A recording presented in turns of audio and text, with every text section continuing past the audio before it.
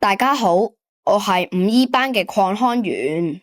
今日我同大家分享一個說數題目，如下：小豬重15又1/4公斤，小貓重5又1/8公斤，小狗比小貓重2又3/4公斤。小貓和小狗共重多少公斤？首先，小豬嘅重量係多餘資料，我哋唔需要理會。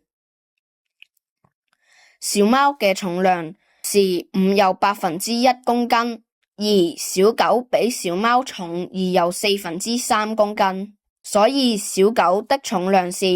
5又1/8加2又3/4公斤，所以小貓和小狗共重算式是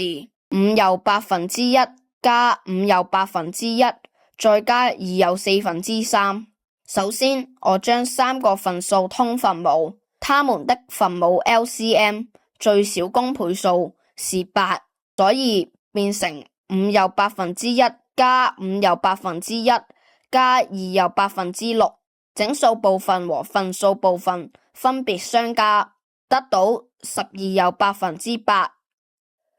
再弱至最簡就是13，所以小貓和小狗共重13公斤。